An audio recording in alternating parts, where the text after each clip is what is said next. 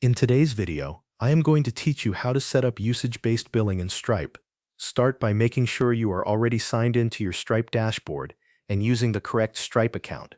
This is important if you manage more than one account because you want to create the product and pricing in the right place. From the left-hand sidebar, click Product Catalog. Here, you can either create a brand new product or update an existing one. If you are creating something new, click Add Product. If you already have a product and just want to attach usage-based pricing to it, open that product instead. Enter the product name and fill in any other product details you want to include. In the pricing section, choose Recurring. This tells Stripe that the customer will be billed on an ongoing schedule instead of making a one-time payment. Next, click More Pricing Options to open the advanced pricing settings. In the pricing model area, select Usage-Based. This is the setting that allows Stripe to charge customers based on how much of your service they actually use. After that, choose how you want to charge for usage. For example, you can select per unit if you want to bill a fixed amount for each unit used.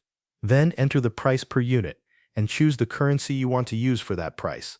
Now move to the meter section. If you already have a meter created for this type of usage, you can select it. If not, click Create Meter.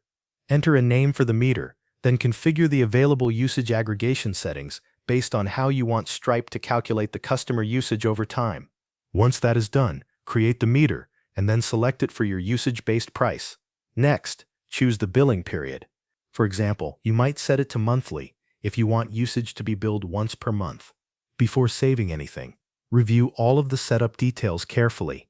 Check the product, the recurring price, the meter selection, the usage calculation method, the currency, and the billing period. When everything looks correct, click Add Product or Save to complete the setup. After Stripe creates the product and pricing, verify that the new usage-based recurring price appears under the product. This confirms that the pricing has been added successfully and is ready to use in your billing workflow. Thanks for watching. That covers everything you need to know.